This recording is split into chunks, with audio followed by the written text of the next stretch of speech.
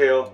반려동물이 평생 건강한 피부로 살아갈 수 있도록 도와드리는 평생피부과 동물병원 박원장입니다. 저희 영상을 계속 봐오셨던 분들은 제가 강아지 피부 건강을 위해서 가장 강조하는 것이 건강한 먹거리라는 것을 어느 정도 이해하셨을 것입니다. 그래서 저희 병원에 상담하시러 오는 보호자분들에게 항상 건강한 먹거리로 바꿔서 먹을 것을 권해드리는데, 가끔 특정 질병, 특히 췌장염과 같은 문제가 있는 경우 처방 사료를 포기하고 건강한 먹거리로 바꾸는 것에 대한 굉장히 두려움을 갖고 있습니다. 그래서 그런 분들에게 조금이라도 도움이 되었으면 해서 췌장염과 관련된 내용을 오늘은 정리해 드리려고 합니다.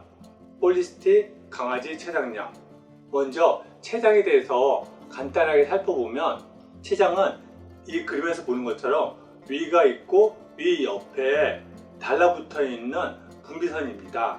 이거를 현미경으로 보면 이렇게 많은 공포들이 있고, 이 공포 안에 소화에 도움이 되는 다양한 소화 효소들이 있고, 음식물에 따라서 이 소화 효소가 분비돼서 소화를 돕는 역할을 합니다. 근데 이러한 췌장에 염증이 생기게 되면 이렇게 췌장이 붉게 염증 반응을 보이면서 그 주변 조직 또한 같이 손상을 받게 됩니다.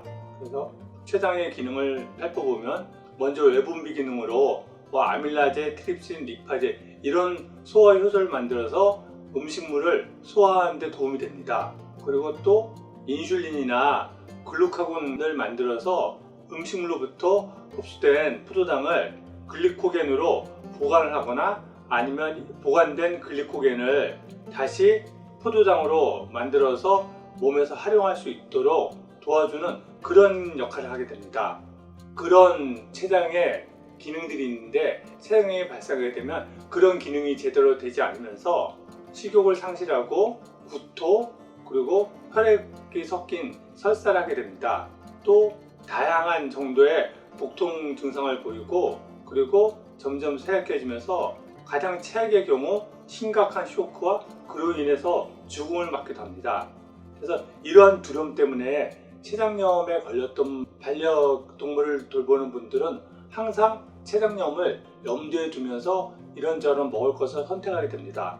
그래서 이 췌장염으로부터 벗어나기 위해서는 원인을 제대로 인식해야지 그 원인을 피할 수 있습니다. 근데 보통 동물병원에서 췌장염의 원인으로 이야기하는 것들은 다음과 같은 것들입니다.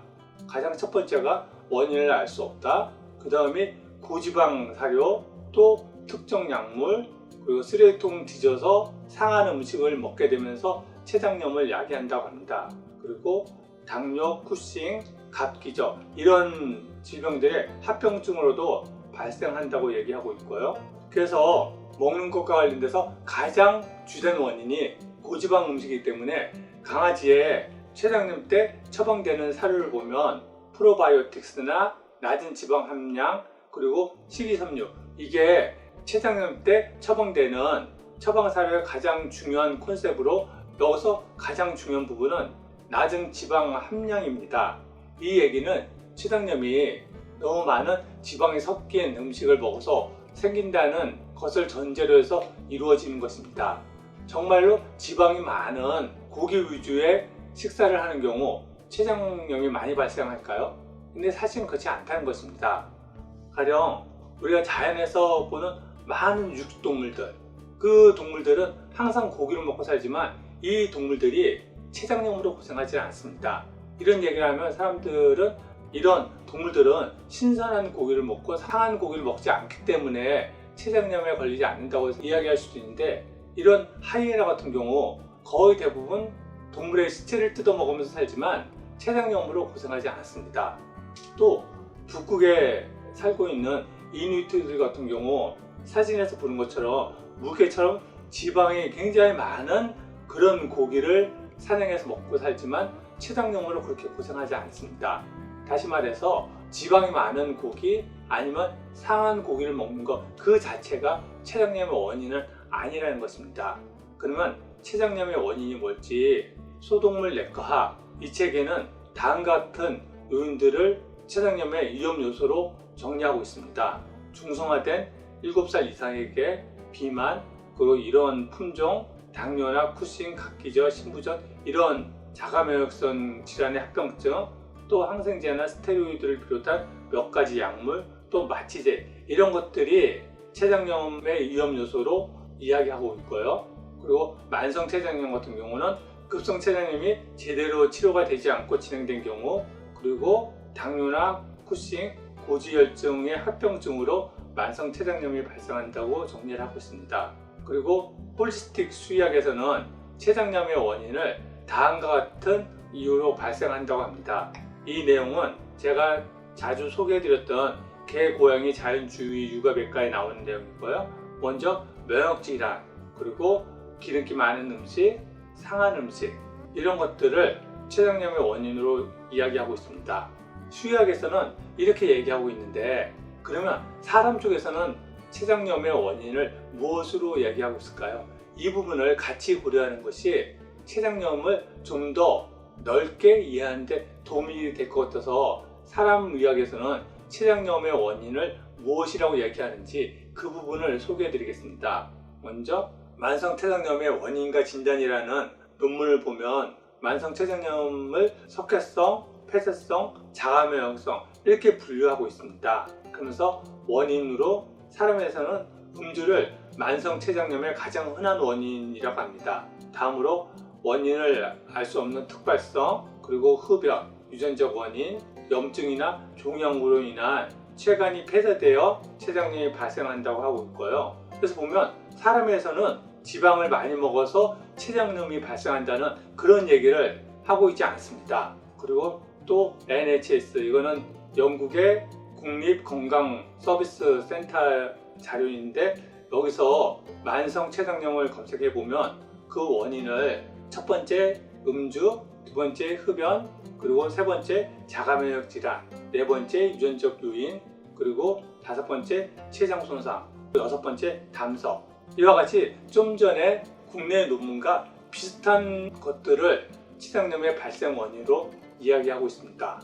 그래서 여기서 음주나 흡연 이런 것들은 반려동물과 전혀 상관이 없는 거고, 유전적 요인은 이건 좀 더 고민할 부분이 많은 거고, 그렇다고 그러면 가장 큰 요인으로는 자가면역 질환이라는 부분입니다. 그래서 인의에서 자가면역성 췌장염에 대해서 거론하고 있는 내용을 잠깐 소개해드리면, 그 특징으로 먼저 특징적인 영상 소견을 가지고 있는데, MRI 촬영을 하면 정상적인 췌장이 이런데 자가면역 췌장염 같은 경우는 이런 형태로 정상적인 췌장과 다른 모양을 보인다고 합니다. 그리고 혈중 이뮤노글로빈 지포가 증가하고, 또 췌장 조직 내에 림프과 형질세포가 침입되어져 있고, 다른 자가면역 질환과 똑같이 이게 면역이 너무 과잉돼서 발생한 문제이다 보니까 경구 스테로이드를 복용하는 경우 증상이 완화되어진다고 합니다.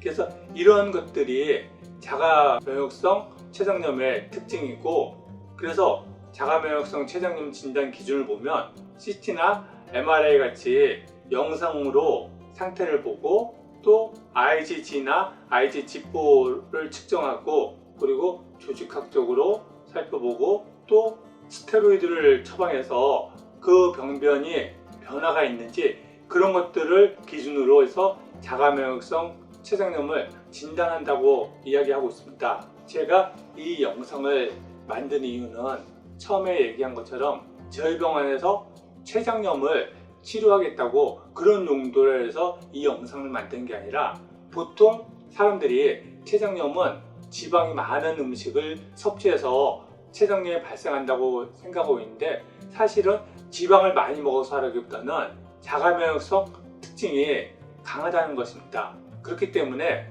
이 자가면역적인 부분을 어떻게 관리해 줄 것인지 그 부분을 좀 더 고민해 주는 것이 반복적으로 췌장염이 재발하는 것을 막아줄 수가 있습니다.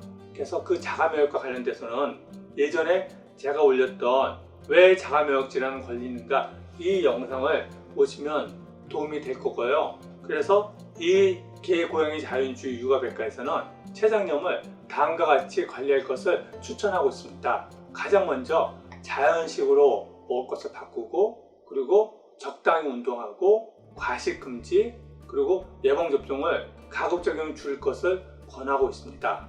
이거는 제가 강아지 아토피나 아니면 다른 질병에 대해서 반복적으로 이야기하고 있는 것과 동일한 것입니다.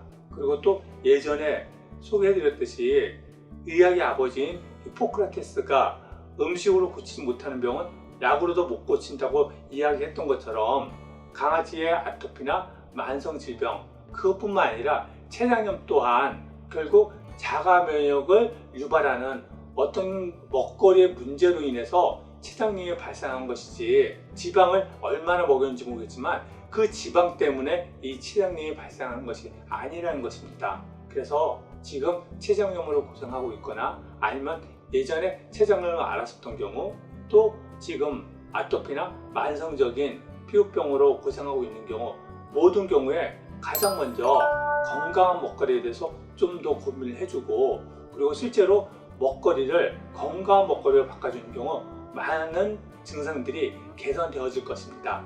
네, 오늘은 췌장염과 관련된 이야기를 해드렸고요. 다음에 또 반려동물의 건강한 피부 관리에 도움이 되는 영상으로 찾아뵙겠습니다. 도움이 되셨다면 구독과 추천 부탁드립니다. 감사합니다.